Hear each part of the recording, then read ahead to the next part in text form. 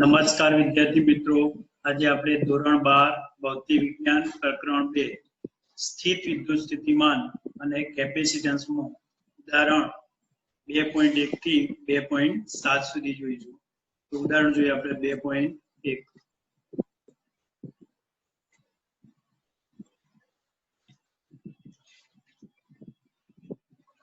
હવે જોઈએ ઉદાહરણ 2.1. 4 × 10⁻⁷ કુલમ વિદ્યુત ભારથી 9 સેન્ટીમીટર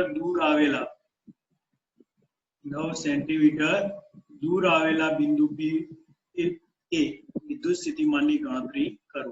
બી તે પરથી 2 × 10⁻⁹ કુલમ વિદ્યુત ભારને અનંત અંતરેથી P બિંદુએ લાવવા માટે કરેલા કાર્યની ગણતરી કરો.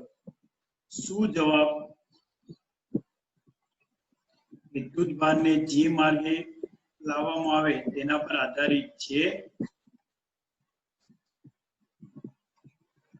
તો આપણે જોઈએ કે Q કેટલું આપ્યું છે? વિદ્યુત ભાર Q 4 × 10⁻⁷ કુલમ છે અને અંતર R 9 સેન્ટીમીટર એટલે કે 9 × 10⁻² મીટર છે. હવે P બિંદુએ વિદ્યુત સ્થિતિમાન, તો P બિંદુએ વિદ્યુત સ્થિતિમાન કેટલું થાય? બિંદુ દ્વિધ્રુવનું વિદ્યુત સ્થિતિમાન V બરાબર AQ/R પ્રમાણે. તો K ની કિંમત 9 × 10⁹ ગુણ્યા Q ની કિંમત 4 × 10⁻⁷ ભાગ્યા R 9 × 10⁻². હવે આપણે અહીંયા 9 કેન્સલ કરીએ, 9 કેન્સલ કરીએ તો 4 ગુણ્યા આ 10⁹ છે, આ 10⁻⁷ છે, નીચે 10⁻², 10⁻² ઉપર જાય તો ઉપર 10⁻² થશે. તો 10⁹ ગુણ્યા 10⁻² એટલે 10⁻11 ગુણ્યા 10⁻⁷ એટલે 11 માંથી 7 જાય એટલે ક્યાં 4 ઘાત એટલે 10⁻4. એટલે આપણને મળશે અહીંયા V બરાબર 4 × 10⁴ વોલ્ટ. આટલું વિદ્યુત સ્થિતિમાન આપણને P બિંદુએ મળશે. હવે બી, ધારો કે VP P બિંદુએ વિદ્યુત સ્થિતિમાન કેટલું છે? V છે અને અનંત અંતરે વિદ્યુત સ્થિતિમાન કેટલું લઈ લઈએ છીએ? V ∞ બરાબર 0.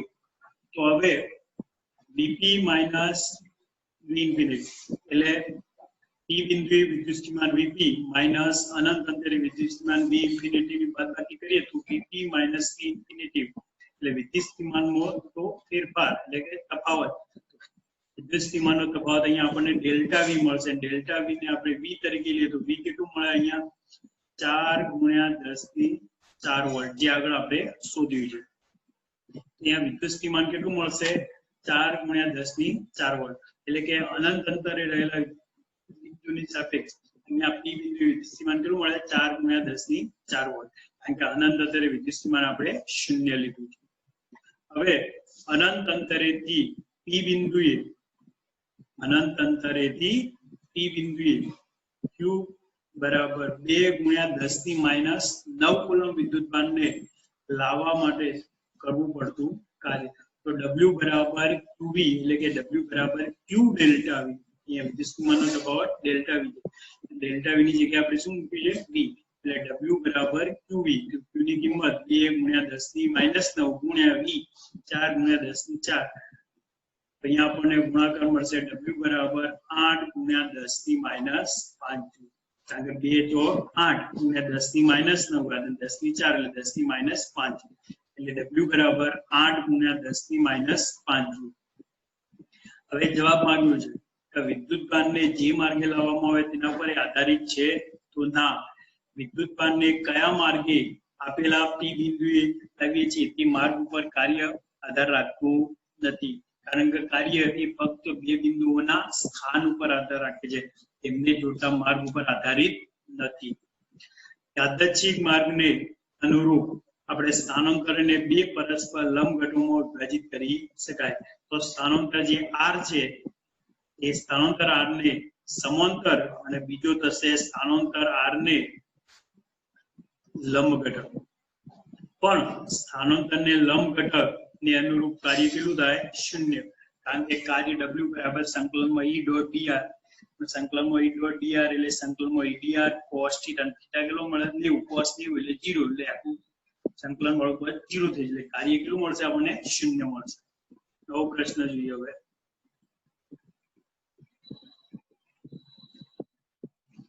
બીજો પ્રશ્ન એટલે કે ઉદાહરણ 2.2 બે વિદ્યુત ભારો 3 ગુણ્યા 10 ની -8 કુલમ અને -2 ગુણ્યા 10 ની -8 કુલમ. બે વિદ્યુત ભારો 3 ગુણ્યા 10 ની -8 કુલમ અને -2 ગુણ્યા 10 ની -8 કુલમ એકબીજાથી 15 સેન્ટીમીટર અંતરે આવેલા છે. બે વિદ્યુત ભારને જોડતી રેખા પર ના કયા બિંદુએ વિદ્યુતસ્થિતિમાન શૂન્ય હશે? અનંત અંતરે વિદ્યુતસ્થિતિમાન શૂન્ય.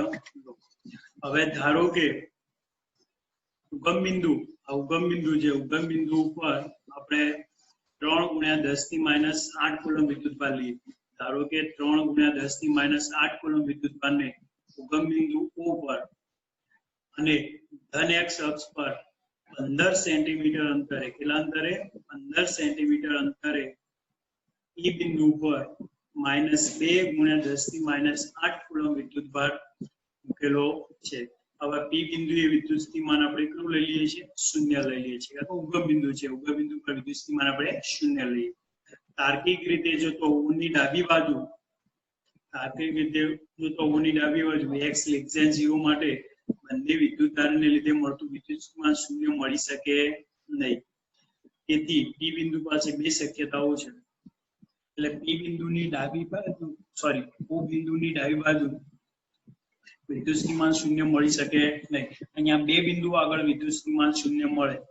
એટલે જો એક ધન વિદ્યુતભાર હોય અને એક ઋણ વિદ્યુતભાર હોય, તેની વચ્ચે આ વિસ્તારમાં કોઈ એક બિંદુએ વિદ્યુતસ્થિતિમાન શૂન્ય હોઈ શકે. અને બીજું કે જે નાનો વિદ્યુતભાર છે, ધન ઋણ આપણે જોવાનું નથી, ફક્ત નાનો વિદ્યુતભાર છે, એ તરફ આપણને વિદ્યુતસ્થિતિમાન શૂન્ય મળી શકે. એટલે કે O અને એની વચ્ચે વિદ્યુતસ્થિતિમાન શૂન્ય હોઈ શકે અને એની જમણી તરફ પણ વિદ્યુતસ્થિતિમાન શૂન્ય હોઈ શકે. બે શક્યતાઓ છે.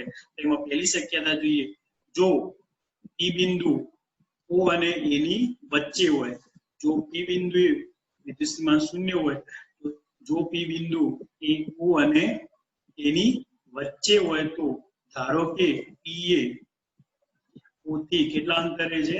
x જેટલા અંતરે છે. તો અહીંયા આકૃતિમાં દર્શાવ્યા પ્રમાણે x જેટલા અંતરે છે. તો બાકીનું અંતર P થી એનું કેટલું થશે? 15 - x સેન્ટીમીટર થશે. O થી P નું અંતર x સેન્ટીમીટર, તો P થી એનું અંતર કેટલું થાય? 15 - x સેન્ટીમીટર થાય. અહીંયા સેન્ટીમીટરમાં ચાલશે ને એટલે મીટરમાં પણ ફેરવવું પડશે. તો હવે O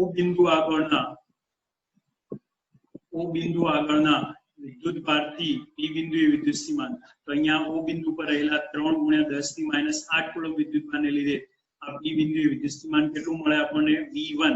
તો અહીંયા વિદ્યુતસ્થિતિમાન V1 કેટલું મળશે? તો V બરાબર KQ/R પ્રમાણે લઈએ તો કેટલું મળશે?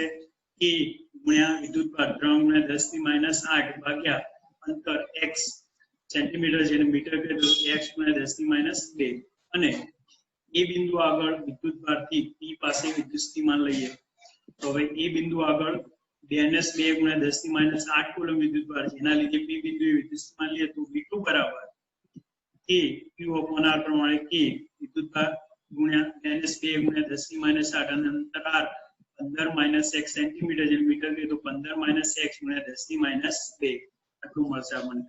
હવે પણ P બિંદુ પાસેનું વિદ્યુતસ્થિતિમાન લેવું હોય તો એ બંને વિદ્યુતસ્થિતિમાન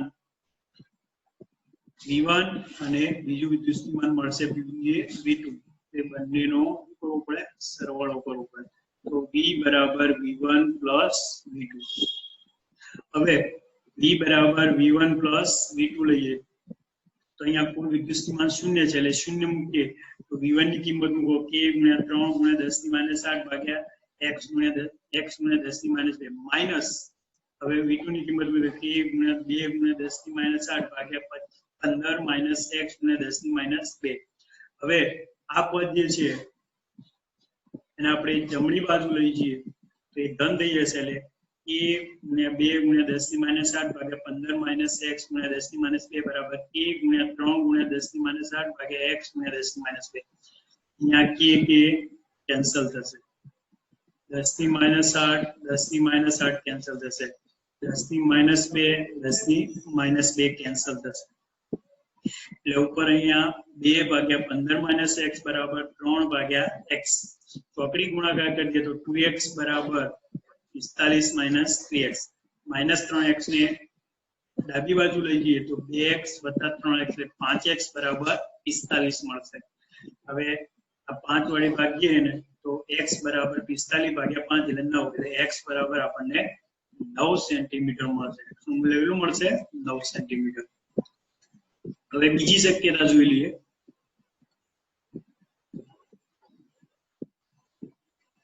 હવે શક્યતા 2 જોઈએ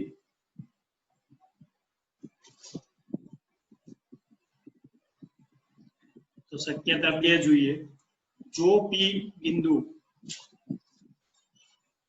એ બિંદુ એની જમણી બાજુએ મળે એટલે આપણે એટલું ધ્યાન રાખવાનું કે વિદ્યુત સ્થિતિમાન ક્યાં શૂન્ય થઈ શકે તો એક ઘન વિદ્યુતભાર હોય અને એક મૂળ વિદ્યુતભાર હોય તો બંને વચ્ચેના વિસ્તારમાં કોઈ બિંદુ વિદ્યુત સ્થિતિમાન શૂન્ય થઈ જાય અને બીજું નાના વિદ્યુતભાર તરફ વિદ્યુત સ્થિતિમાન શૂન્ય હોય શકે પછી ધન હોય કે ઋણ હોય પણ જે નાનો વિદ્યુતભાર હોય એ તરફ વિદ્યુત સ્થિતિમાન શૂન્ય હોય શકે એટલે અહીંયા b -2 × 10 - 8 કુલમ વિદ્યુતભાર નાનો છે તો એ તરફ એટલે કે એની જમણી તરફ વિદ્યુત સ્થિતિમાન શૂન્ય હોઈ શકે તો O બિંદુ આગળના વિદ્યુતભારને લીધે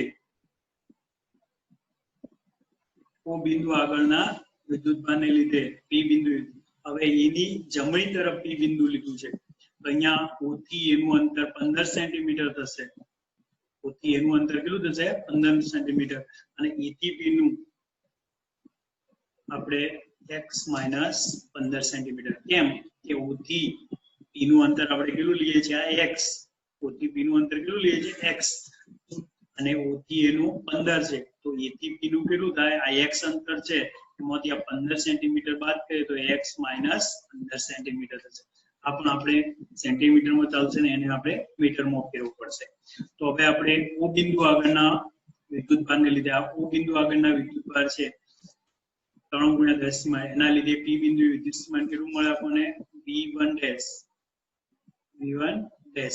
તે V1 કેટલું થશે કે Q ઓપન R પ્રમાણે K ગુણ્યા વિદ્યુતભાર 3 × 10 - 8 ભાગ્યા R અંતર કેટલું 1 સેન્ટીમીટર x અંતર છે O થી P નું અંતર એટલે x × 10 - 2 કારણ કે સેન્ટીમીટર ને આપણે મીટર હવે E બિંદુ આગળના વિદ્યુતભારને લીધે P બિંદુએ વિદ્યુત સ્થિતિમાન હવે E બિંદુ આગળના વિદ્યુતભારને લીધે P બિંદુએ વિદ્યુત સ્થિતિમાન કેટલું મળશે આપણને V2 મળશે હવે આપણે જોઈએ અહીંયા એક ભૂલ છે ભૂલ આપણે કરવાની છે અહીંયા આપણે જે વિદ્યુતભાર -2 × 10 - 8 કુલમ વિદ્યુતભાર છે એ બિંદુ છે આપણે ભૂલ કરી હતી P બિંદુએ મૂકી દો પણ P બિંદુએ ના આવે એ બિંદુએ આવે હવે આ E બિંદુએ રહેલા -2 × 10 - 8 કુલમ વિદ્યુતભારને લીધે P બિંદુએ વિદ્યુત સ્થિતિમાન એટલે E બિંદુ આગળના વિદ્યુતભારને લીધે P બિંદુએ વિદ્યુત સ્થિતિમાન કેટલું થશે V2 બરાબર K Q ઓપન R પ્રમાણે K × -2 × 10 - 8 ભાગ્યા અંતર x - 15 સેન્ટીમીટર x - 15 × 10 - 2 હવે આ માઈનસ બહાર કાઢી લીધું -2 માઈનસ K કૌંસમાં 2 × 10 - 8 ભાગ્યા x - 15 × 10 - 2 હવે P બિંદુએ કુલ વિદ્યુત સ્થિતિમાન લેવું હોય તો આ બંને વિદ્યુતભારોને કારણે P બિંદુએ મળતા વિદ્યુત સ્થિતિમાનનો સરવાળો એટલે P બરાબર V1 + V2 હવે P બિંદુએ વિદ્યુત સ્થિતિમાન 0 છે એટલે 0 બરાબર V1 ની કિંમત મૂકો K × 3 × 10 - 8 ભાગ્યા x × 10 - 2 માઈનસ K V2 ની કિંમત K × 2 × 10 - 8 ભાગ્યા x - 15 × 10 - 2 હવે આ માઈનસ વાળું પદ આપણે જમણી બાજુ લઈ જઈએ તો બંને પદ ધન થઈ જશે એટલે કે K × 3 × 10 - 8 ભાગ્યા x × 10 - 2 બરાબર K × 2 × 10 - 8 ભાગ્યા x - 15 × 10 - 2 હવે આપણે જોઈએ કે અહીંયા K કેન્સલ થશે 10 - 8 10 - 8 કેન્સલ થશે નીચે 10 - 2 10 - 2 કેન્સલ થશે એટલે ઉપર 3/x ડાબી બાજુ 3 ભાગ્યા x વધશે, અહીંયા જમણી બાજુ 2 ભાગ્યા x માઇનસ 15. હવે ચોકડી ગુણાકાર કરીએ તો 3x માઇનસ 45 બરાબર 2x મળશે આપણને. ચોકડી ગુણાકાર કરીએ તો કેટલું મળશે? 3x માઇનસ 45 બરાબર 2x, x બરાબર 45 સેન્ટીમીટર આપણને મળશે. કારણ કે 3x 2x ડાબી બાજુ લઈએ તો 3x માઇનસ 2x અને માઇનસ 45 જમણી બાજુ લઈએ તો પ્લસ 45, x બરાબર 45 સેન્ટીમીટર. આમ શૂન્ય વિદ્યુત સ્થિતિમાન વાળું બિંદુ ધન વિદ્યુતભાન થી 9 સેન્ટીમીટર અંતરે હશે અને 45 સેન્ટીમીટર અંતરે ઋણ વિદ્યુતભાર તરફ હશે. અહીંયા આપણે ખાસ એ ધ્યાન રાખવાનું કે આવા દાખલા પૂછાય ત્યારે બંને વિદ્યુતભારો એક ધન હોય અને એક ઋણ હોય ત્યારે બંનેની વચ્ચેના વિસ્તારમાં એક વિદ્યુત બિંદુ આવેલું એક બિંદુ હોય જે વિદ્યુત સ્થિતિમાન શૂન્ય મળે, અને બીજું બંનેમાંથી જે વિદ્યુતભાર નાનો હોય ધન ઋણ જોવાનું નથી, ફક્ત જે વિદ્યુતભાર નાનો હોય એ તરફ વિદ્યુત સ્થિતિમાન શૂન્ય મળી શકે. આ ધ્યાન રાખવાનું છે. આગળ નવું ઉદાહરણ જોઈએ.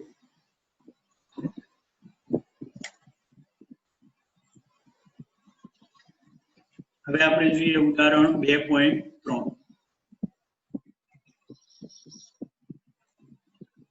તો ઉદાહરણ 2.3 જોઈએ. આકૃતિઓ A અને B અનુક્રમે ધન અને ઋણ વિદ્યુતભારની ક્ષેત્રરેખાઓ દર્શાવે છે. તો આકૃતિ A ધન વિદ્યુતભારની ક્ષેત્રરેખા દર્શાવે છે, આકૃતિ B એ ઋણ વિદ્યુતભારની ક્ષેત્રરેખાઓ દર્શાવે છે.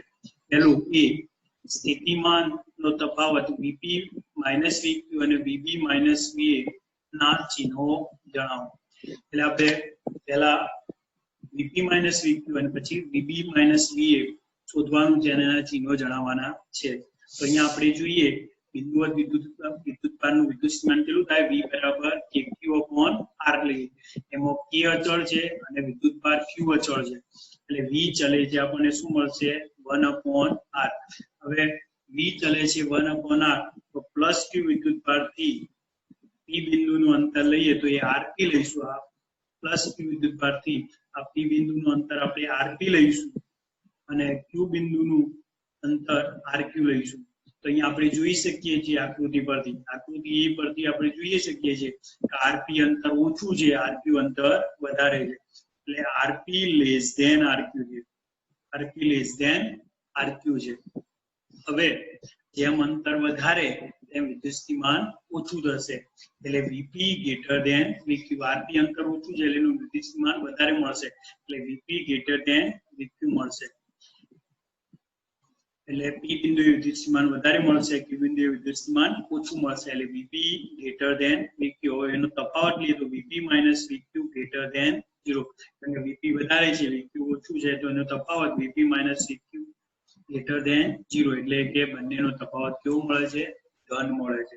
હવે એ જ રીતે V બરાબર k minus Q upon r માં k અને Q આપણે ધન લેતો V ચલે છે શું મળે? -1/r છે. અહીંયા જો V ચલે છે ઋણ વિદ્યુતભાર માટે V ચલે છે -1/r છે.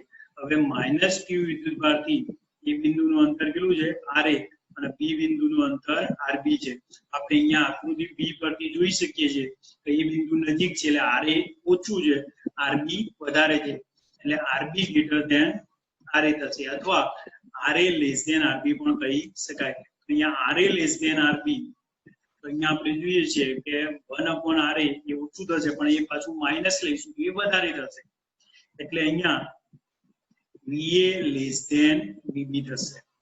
અહીંયા શું મળશે આપણને? Va લેસ ધેન Vb મળશે. જો V ચલે છે 1/r હોત તો Va ગ્રેટર ધેન Vb મળત, પણ અહીંયા V ચલે છે -1/r છે એટલે Va લેસ ધેન Vb મળશે. હવે Va ઓછું છે Vb વધારે છે તો Va માઇનસ Vb, Va ઓછું છે Vb વધારે છે એટલે એનો તફાવત ઋણ મળશે, એટલે Va minus Vb less than 0 થશે. પણ જો તફાવત ઉલટો કરી દઈએ Vb માઇનસ Va કરીએ તો Vb minus Va greater than 0, એટલે કે કેવું મળશે? ધન. અહીંયા Vb માઇનસ Va આપણને ધન મળે છે. હવે આ જ પ્રશ્ન આગળ જોઈએ.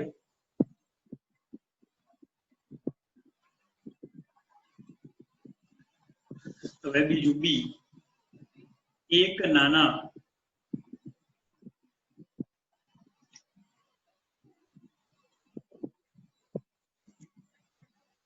એક નાના ઋણ વિદ્યુતભારની Q અને P તથા A અને B બિંદુઓ વચ્ચે સ્થિતિ ઊર્જાના તફાવતનું ચિહ્ન જણાવો. અહીંયા આપણે જોઈએ કે એક નાના ઋણ વિદ્યુતભારને Q અને P તથા બીજું કયું A અને B બિંદુ વચ્ચે સ્થિતિ ઊર્જાના તફાવતના ચિહ્નો જણાવો. આપણે એટલું ધ્યાન રાખવાનું કે આપણે એક નાનો ઋણ વિદ્યુતભાર લઈ જઈએ છીએ અને ધન વિદ્યુતભારની નજીક લઈ જઈએ તો એ આપમેળે નજીક જાય. જ્યારે આપમેળે કાર્ય થાય ત્યારે સ્થિતિ ઊર્જા ઘટે અને બાહ્ય બળ વડે કાર્ય થાય તો સ્થિતિ ઊર્જા વધે. એટલે અહીંયા આપણે એક નાના ઋણ વિદ્યુતભારને Q અને P ની વચ્ચે રાખીએ ત્યારે આપણે જોઈએ કે અપાકર્ષણ બળ લાગે એટલે કે ધન વિદ્યુતભારની નજીક આપણે ઋણ વિદ્યુતભાર લઈ જઈએ તો ઋણ વિદ્યુતભાર ને ધન વિદ્યુતભાર પોતાની તરફ ખેંચે છે. એટલે ધન વિદ્યુતભાર ઋણ વિદ્યુતભારને પોતાની તરફ ખેંચે છે. તે આપમેળે કાર્ય થાય અને આપમેળે કાર્ય થાય એટલે આકર્ષણ બળ થતું હોય લાગતું હોય ત્યારે સ્થિતિ ઊર્જા શું થાય છે? ઘટે છે. એટલે ધન વિદ્યુતભારના વિદ્યુત ક્ષેત્રમાં જો ઋણ વિદ્યુતભાર મૂકવામાં આવે તો આકર્ષણ બળને લીધે સ્થિતિ ઊર્જા શું થાય છે? ઘટે છે. એટલે આપણે જોઈએ કે Q બિંદુએ સ્થિતિ ઊર્જા UQ, P બિંદુએ સ્થિતિ ઊર્જા UP. તો અહીંયા UQ કરતો UP સ્થિતિ ઊર્જા ઘટશે એટલે Q બિંદુએ જેટલી સ્થિતિ ઊર્જા છે એના કરતા આકૃતિ એમાં દર્શાવ્યા પ્રમાણે Q બિંદુએ સ્થિતિ ઊર્જા UQ અને P બિંદુએ સ્થિતિ ઊર્જા UP છે તો UQ કરતા UP ઓછી હશે. એટલે UQ greater than UP કારણ કે આકર્ષણ બળ થાય એટલે સ્થિતિ ઊર્જા ઘટે છે. એટલે Q બિંદુ કરતો P બિંદુ આગળ સ્થિતિ ઊર્જા ઘટે છે. એટલે UQ minus UP એનો તફાવત લઈએ UQ greater than UQ હોય એનો તફાવત UQ વધારે છે UQ છે એટલે એનો તફાવત ધન મળશે એટલે UQ minus UP greater than 0 એ આપણને કેટલું મળશે? ધન મળશે.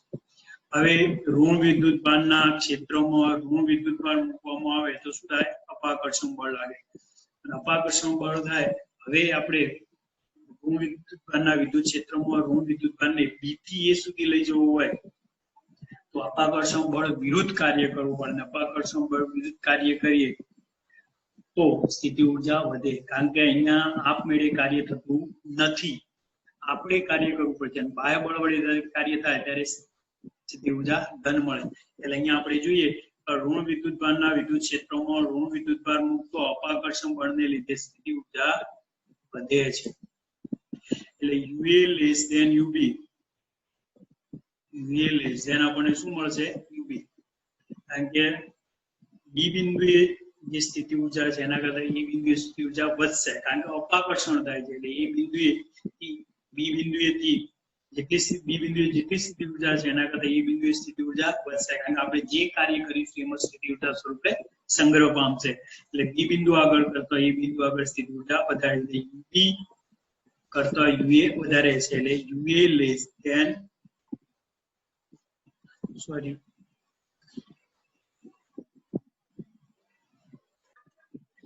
અહીંયા ભૂલ હતી UA greater than UB થશે એટલે B બિંદુ આગળ સ્થિતિ ઊર્જા કરતા A બિંદુ આગળ સ્થિતિ ઊર્જા વધારે છે એટલે UA greater than UB છે. તેથી B થી A તરફ લઈ જતો એટલે કે સ્થિતિ ઊર્જા UA વધારે છે UB ઓછી છે. અહીંયા આપણી ભૂલ હતી આપણે સુધારી લીધી કે UA minus UB greater than છે એટલે કે UA greater than UB એટલે UA minus UB એટલે કે B બિંદુએ સ્થિતિ ઊર્જા UB કરતા E બિંદુએ સ્થિતિ ઊર્જા વધારે છે એટલે UA minus UB greater than 0 એટલે ઋણ વિદ્યુતભારને B બિંદુએથી E બિંદુએ લઈ જતો એની સ્થિતિ ઊર્જામાં વધારો થાય એટલે સ્થિતિ ઊર્જામાં થતો ફેરફાર એ ધન મળે છે. હવે ત્રીજું એક નાના ધન વિદ્યુતભારને Q થી P લઈ જવામાં ક્ષેત્ર વડે થતા કાર્યનું ચિહ્ન જણાવો. આપણે હમણાં જ સમજાવ્યું કે નાના ધન વિદ્યુતભારને Q થી P સુધી લઈ જવાનું એટલે આ પેઢી તો થશે નહીં. અહીંયા અપાકર્ષણ થશે અને અપાકર્ષણ બળ વિરુદ્ધ કાર્ય થતું એ કાર્ય એવું હશે ધન. એટલે કે અહીંયા આપણે જોઈએ કે ધન વિદ્યુતભારને Q થી P સુધી લઈ જતો બાહ્ય બળને પરિણામે વિદ્યુત ક્ષેત્રની વિરુદ્ધમાં Q થી P સુધી લાવીએ છીએ એટલે વિદ્યુત ક્ષેત્રની વિરુદ્ધમાં કાર્ય કરીએ છીએ એટલે એ કાર્ય કેવું ગણાય? ધન ગણાય.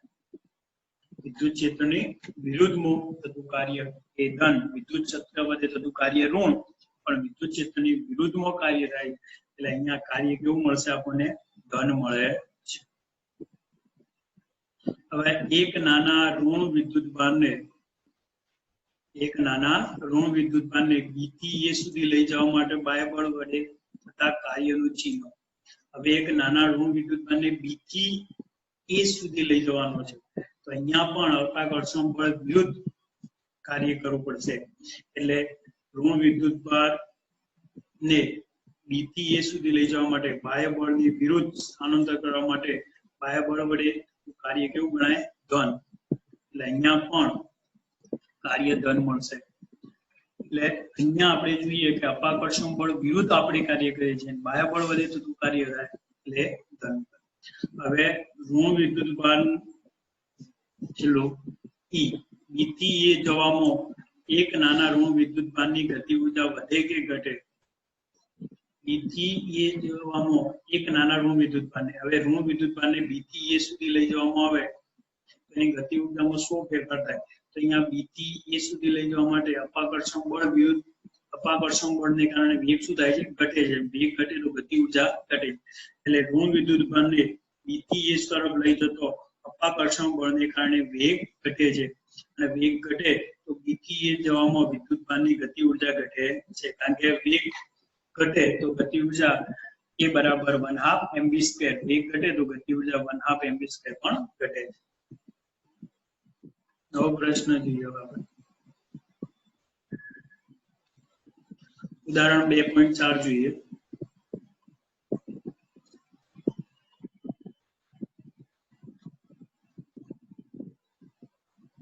હવે આકૃતિમાં દર્શાવ્યા મુજબ ચોરસ ABCD ના શિરોબિંદુ ઉપર 4 વિદ્યુતભારો ગોઠવેલ છે. આ ગોઠવણ પ્રાપ્ત કરવા માટે જરૂરી કાર્ય શોધો. 4 વિદ્યુતભારોને તે બિંદુએ જકડી રાખીને વિદ્યુતભાર Q0 ને ચોરસના કેન્દ્ર પર લાવવામાં આવે છે. આ માટે વધારાનું કેટલું કાર્ય જરૂરી છે? હવે આપણે જોઈએ કે ચોરસ ABCD ની બાજુઓ કઈ છે?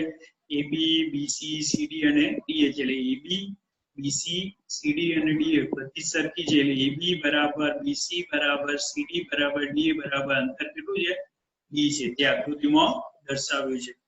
હવે અહીંયા જોઈએ કે AC બરાબર BD, અહીંયા વિકર્ણ AC અને બીજો વિકર્ણ મળશે BD તો બંને વિકર્ણો સરખા છે અને અહીંયા આપણે ADC કાટકોણ ત્રિકોણ લઈએ તો એનો કોણ AC થાય તો કોણ AC બરાબર વર્ગમૂળમાં AD નો વર્ગ પ્લસ BC નો વર્ગ એટલે વર્ગમૂળમાં D² પ્લસ D² એટલે વર્ગમૂળ 2D² એટલે વર્ગમૂળ 2D² નું વર્ગમૂળ થાય √2D એટલે અહીંયા AC બરાબર BD બરાબર આપણને D√2 અથવા √2D મળે આપણને. ચોરસ પર કોઈ વિદ્યુતભાર ન હોય ત્યારે હવે ABCD 4 બિંદુ ચોરસના 4 બિંદુઓ છે એના પર એક પણ વિદ્યુતભાર ના હોય ત્યારે પ્રથમ આપણે +Q વિદ્યુતભારને +Q વિદ્યુતભારને એ બિંદુએ લાવીએ છીએ તો +Q વિદ્યુતભારને એ બિંદુએ લાવવા માટે કરવું પડતું કાર્ય. હવે કરવું પડતું કાર્ય જોઈએ તો એ કાર્ય કેટલું થશે? તો W1 કેટલું થશે? 0 થશે કારણ કે ચોરસ ABCD માં કોઈ વિદ્યુત ક્ષેત્ર છે નહીં અને વિદ્યુત ક્ષેત્ર ના હોય ત્યારે પ્રથમ વિદ્યુતભારને એ બિંદુએ લાવીએ ત્યારે કોઈ કાર્ય થતું નથી એટલે W1 કેટલું મળે છે આપણને? 0 મળે છે. હવે એ બિંદુ પર કયો વિદ્યુતભાર છે? +Q વિદ્યુતભાર. હવે +Q વિદ્યુતભાર હોય તો B બિંદુ પર -Q વિદ્યુતભાર લાવવા માટે કરવું પડતું કાર્ય. તો હવે એ બિંદુ પર +Q વિદ્યુતભાર છે એના લીધે એ બિંદુએ વિદ્યુત સ્થિતિમાન આપણને મળશે અને એના લીધે કરવું પડતું કાર્ય તો B બિંદુએ -Q વિદ્યુતભાર લાવવા માટે કરવું પડતું કાર્ય W2 બરાબર કેટલું થાય? A Q1 Q2 upon R12 પ્રમાણે A Q -Q upon AB એમની વચ્ચેનું અંતર એટલે માઇનસ આગળ એટલે -A Q ગુણ્યા Q એટલે Q² upon AB એટલે D એટલે minus T Q square upon D આટલું કાર્ય થશે એક જ જોડી મળે એ અને ડી વચ્ચે હવે એ પર કેટલો વિદ્યુતભાર છે પ્લસ ક્યુ બી ઉપર કેટલો વિદ્યુતભાર લાવ્યા માઇનસ ક્યુ બે વિદ્યુતભારો થયા બી ઉપર આપણે કેટલો વિદ્યુતભાર લાવ્યા માઇનસ ક્યુ વિદ્યુતભાર લાવ્યા હવે સી પર પ્લસ ક્યુ વિદ્યુતભાર લાવવા માટે કરવું પડતું કાર્ય તો હવે બંનેના લીધે કાર્ય થશે એ પરના પ્લસ ક્યુ વિદ્યુતભારને લીધે સી બિંદુ વિદ્યુતસ્થિતિમાન મળે અને બી પરના માઇનસ ક્યુ વિદ્યુતભારને લીધે પણ સી બિંદુ વિદ્યુતસ્થિતિમાન મળે એટલે એ અને સી બી અને સી આવી બે જોડી મળે અને બે જોડીઓ માટે થતું કાર્ય W3 બરાબર પહેલી જોડી એ અને સી માટે લઈએ તો A plus Q upon AC plus B અને સી ની જોડી લઈએ તો K minus Q upon BC રહેશે હવે આપણે જોઈએ તો K ગુણ્યા Q એટલે Q સ્ક્વેર ને AC એટલે D√2 માઇનસ માઇનસ ક્યુ જે પ્લસ ક્યુ એટલે આગળ માઇનસ મૂકી દીધું minus KQ square upon BC એટલે D એટલે W થી આપણને કેટલું મળશે KQ square upon D√2 minus KQ square upon D એટલે સમીકરણ 3 જેટલું મળશે હવે A ઉપર પ્લસ ક્યુ વિદ્યુતભાર છે B ઉપર માઇનસ ક્યુ વિદ્યુતભાર છે અને C ઉપર પ્લસ ક્યુ વિદ્યુતભાર છે હવે આપણે જોઈએ તો અહીંયા A પર પ્લસ ક્યુ B ઉપર માઇનસ ક્યુ અને C ઉપર પ્લસ ક્યુ વિદ્યુતભાર છે હવે D ઉપર કયો વિદ્યુતભાર લાવવાનો છે માઇનસ ક્યુ તો D પર માઇનસ ક્યુ વિદ્યુતભાર લાવવા માટે કરવું પડતું કાર્ય તો અહીંયા ત્રણ જોડી મળશે A અને D ની જોડી એક પછી B અને D ની જોડી અને ત્રીજી C અને આ ત્રણ જોડી માટે કાર્ય થશે એટલે W4 પહેલી જોડી આપણે A અને D ની લઈએ તો K પ્લસ ક્યુ ગુણ્યા minus Q upon AD A અને D વચ્ચેની પ્લસ હવે B અને D ની જોડી લઈએ તો K minus Q upon BD અંતર પ્લસ C અને D ની જોડી માટે K પ્લસ ક્યુ માઇનસ ક્યુ અપોન CD આ CD અંતર હવે આપણે લઈએ તો W પર બરાબર આગળ માઇનસ પ્લસ ક્યુ ગુણ્યા માઇનસ ક્યુ એટલે માઇનસ આગળ લખીએ તો minus KQ square upon AD એટલે D પ્લસ માઇનસ ક્યુ પ્લસ થઈ જશે એટલે KQ સ્ક્વેર અપોન BD એટલે D√2 BD એટલે કેટલું કોણ છે એટલે D√2 થશે અને પ્લસ માઇનસ ક્યુ ગુણ્યા પ્લસ ક્યુ એટલે અહીંયા માઇનસ આગળ મૂકી તો minus KQ square upon CD એટલે D તો હવે કુલ કાર્ય લેવું હોય તો આ બધા કાર્યોનો શું કરવું પડે સરવાળો તો W1 કેટલું છે 0 છે W2 કેટલું છે કે minus KQ square upon D છે આટલું છે W3 કેટલું છે KQ square upon D√2 minus KQ square upon D છે અને W4 કેટલું છે minus KQ square upon D plus KQ square upon D√2 minus KQ square upon D આ બધાનો શું કરીશું આપણે સરવાળો તો જોઈએ આગળ પ્રશ્ન આગળ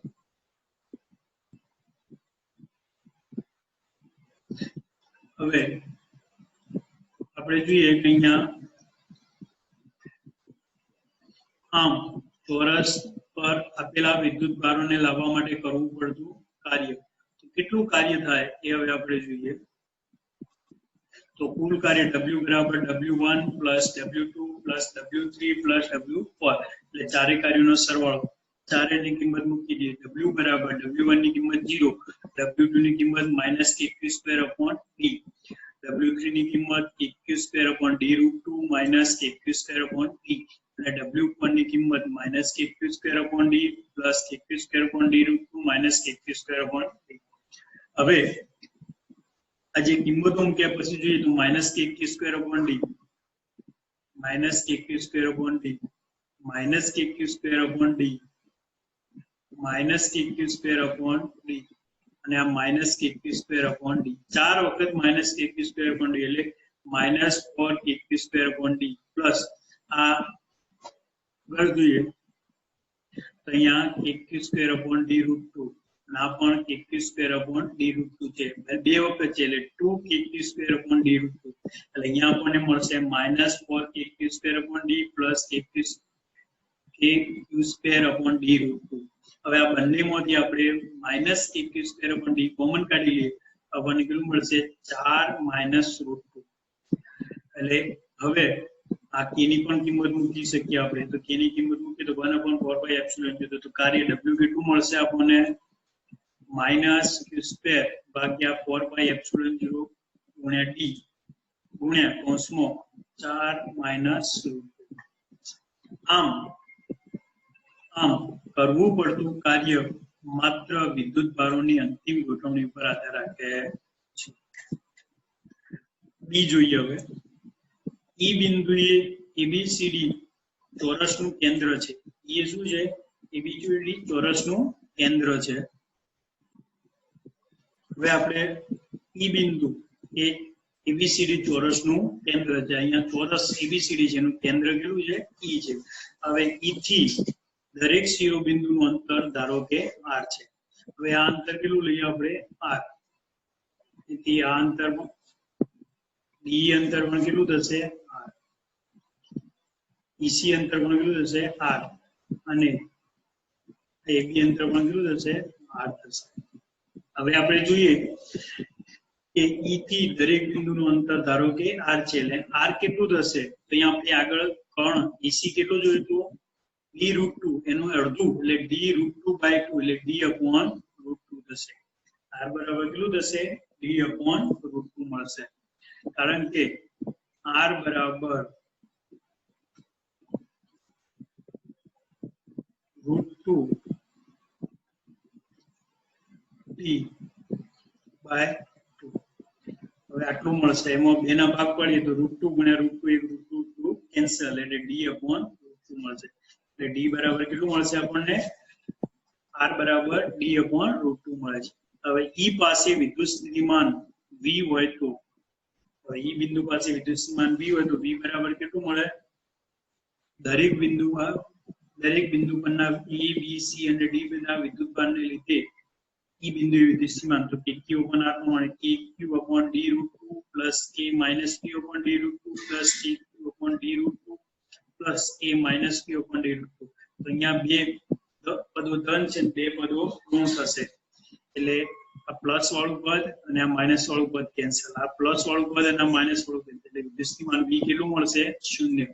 એટલે એ બિંદુ પાસે કોઈ વિદ્યુત સ્થિતિમાન મળતું નથી, 0 વિદ્યુત સ્થિતિમાન મળે છે. એટલે q0 વિદ્યુતભારને એ બિંદુએ લાવવા માટે કરવું પડતું કાર્ય w બરાબર q0p. હવે q0 વિદ્યુતભારને એ બિંદુએ લાવવા માટે કરવું પડતું કાર્ય w બરાબર q0 v0 છે. એટલે q0 ગુણ્યા 0 એટલે કાર્ય કેટલું થાય? 0. કોઈ કાર્ય થશે નહીં. એટલે આથી કોઈ પણ વિદ્યુતભારને ચોરસના કેન્દ્ર પર લાવવા કોઈ કાર્ય જરૂરી નથી. નવું ઉદાહરણ જોઈએ આપણે. ઉદાહરણ 2.5. a -9 સેન્ટીમીટર 0,0 અને 9,0,0 સ્થાનોએ રહેલા બે વિદ્યુતભારો અનુક્રમે 7 માઇક્રોકુલમ અને 2 માઇક્રોકુલમ ના તંત્રની વિદ્યુત સ્થિતિ ઊર્જા શોધો. આપણે વિદ્યુત સ્થિતિ ઊર્જા શોધવાની છે. તો બે વિદ્યુતભારો q1 q2 થી r અંતરે વિદ્યુત સ્થિતિ ઊર્જા લઈએ તો અહીંયા અંતર r, એ વિદ્યુતભારો વચ્ચેનું અંતર તો r2 - r1 લઈએ તો r બરાબર r2 - r1 એટલે 900 -900 એટલે 1800 એટલે 18 સેન્ટીમીટર. એટલે આ અંતર r કેટલું મળશે આપણને? 18 સેન્ટીમીટર. અને મીટરમાં ભેગું તો 0.4 મીટર. હવે આપણે સ્થિતિ ઊર્જા લઈએ તો સ્થિતિ ઊર્જા u બરાબર k q1 q2/r પ્રમાણે લઈએ તો k એટલે 9 ગુણ્યા 10⁹ q1 એટલે 7 ગુણ્યા 10⁻6 માઇક્રોકુલમ કરીએ એટલે 7 ગુણ્યા 10⁻, અને q2 -2 માઇક્રોકુલમ એટલે -2 ગુણ્યા 10⁻6 ભાગ્યા અંતર 0.18. એટલે આપણને સ્થિતિ ઊર્જા કેટલી મળશે? -0.7 જૂલ સ્થિતિ ઊર્જા મળે છે. હવે બી, આ બે વિદ્યુતભારોને એકબીજાથી અનંત અંતર સુધી જુદા જુદા પાડવા માટે કેટલું કાર્ય જરૂરી છે? તો આપણે જોઈએ કે બે વિદ્યુતભારોને એકબીજાથી અનંત અંતરે રાખવા જરૂરી ઊર્જા, તો કાર્ય કરવું પડતું કાર્ય એટલે સ્થિતિ ઊર્જા એટલે u2 - u1. અહીંયા u2 ને અનંત અંતરે સ્થિતિ ઊર્જા કેટલી લઈએ? 0. તો 0 - u1 એટલે u લઈએ એટલે 0 માઇનસ u1 એટલે માઇનસ u એટલે માઇનસ અને u ની કિંમત માઇનસ 0.7 એટલે માઇનસ માઇનસ 0.7 એટલે માઇનસ માઇનસ પ્લસ એટલે અહીંયા જરૂરી ઊર્જા u અથવા કાર્ય કેટલું થાય કાર્ય w 0.7 જૂલ આટલું કાર્ય કરવું પડે આ પ્રશ્ન આગળ જોઈએ ત્રીજો ભાગ હવે આપણે જોઈએ કે ધારો કે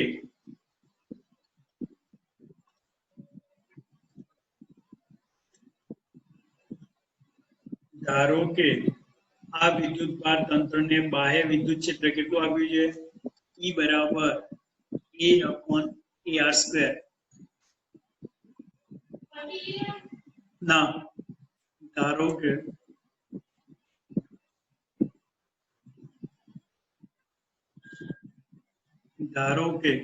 આ વિદ્યુત ભાર તંત્રને બાહ્ય વિદ્યુત ક્ષેત્ર E બરાબર A કૌંસમાં 1/r² માં મૂકવામાં આવે એટલે વિદ્યુત ક્ષેત્ર A ગુણ્યા 1/r² માં મૂકવામાં આવે તો જો એનું મૂલ્ય આપી દીધું છે 9 ×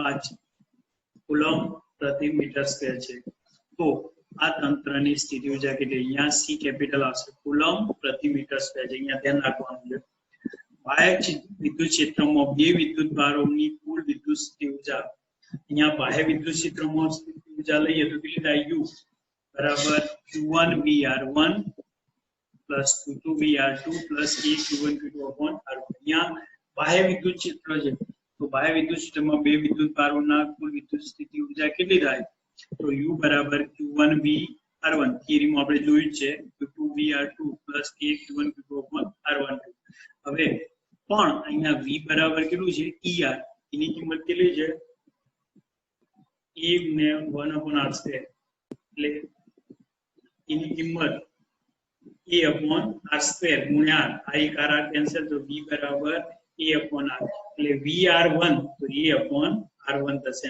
VR2 બરાબર A/r2 આ બે કિંમતનો ઉપયોગ કરવાનો છે હવે R12 અંતર કેટલું આપ્યું છે 0.18 મીટર એટલે Q1 અને Q2 વચ્ચેનું અંતર 0.18 મીટર થશે હવે Q1 7 × 10⁻6 કુલમ Q2 -2 × 10⁻6 કુલમ અને એ કેટલું 9 × 10⁵ કુલમ પ્રતિ મીટર સ્ક્વેર છે અહીંયા આપણે એ પણ ભૂલ સુધારી દઈએ હવે આપણે જોઈએ કે અહીંયા A બરાબર 9 × 10⁵ કુલમ પ્રતિ મીટર સ્ક્વેર હવે સમીકરણ 2 માં એટલે કે આ સમીકરણમાં આપણે સમીકરણ 2 માં કિંમત મૂકીએ તો U બરાબર Q1 એટલે 7 × 10⁻6 અને VR1 એટલે A/R1 પ્લસ Q2 એટલે કે -2 × 10⁻6 ગુણ્યા VR2 એટલે A/R2 પ્લસ Q1 Q2/R1 હવે U બરાબર સાદું આપીએ તો 9 × 10⁵ × 7 × 10⁻6 ભાગ્યા 0.09 માઇનસ 9 × 10⁵ × 2 × 10⁻6 ભાગ્યા 0.09 માઇનસ Q1 Q2/R1 એટલે કેટલું 0.7 છે એટલે અહીંયા મૂલ્ય મળશે 70 - 20 - 0.7 એટલે U બરાબર આપણને મળશે 49.3 જૂલ અહીંયા આપણે 7 × 10⁻6 એમને એમ રાખ્યું છે એની કિંમત મૂકી 9 × 10⁵ એટલે R1 ની કિંમત 0.09 અને હવે સાદુરૂપ આપ્યું આ પદનું સાદુરૂપ આપીએ તો આપણને કેટલું મળશે 70 આ પદનું સાદુરૂપ આપશું તો આપણને કેટલું મળશે 20 અને 0.7 એટલે 70 - 20 - 0.7 એટલે 49.3 જૂલ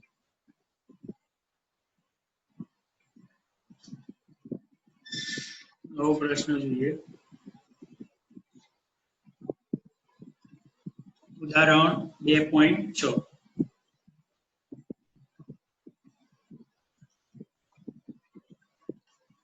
એક દ્રવ્યના અણુને 10⁻⁻29 કુલમ મીટર જેટલી કાયમી વિદ્યુત ડાયપોલ ચાર્જ છે એક દ્રવ્યના અણુને 10⁻29 કુલમ મીટર જેટલી કાયમી વિદ્યુત ડાયપોલ ચાકમાં એટલે કે કાયમી વિદ્યુત ડાયપોલ મોમેન્ટ છે. આ દ્રવ્યના 1 મોલ જથ્થાને 10⁶ વોલ્ટ પ્રતિ મીટરના મૂલ્યનું પ્રબળ વિદ્યુત ક્ષેત્ર લગાડીને ધ્રુવીભૂત કરેલ છે, એટલે કે નીચા તાપમાને ધ્રુવીભૂત કરેલ.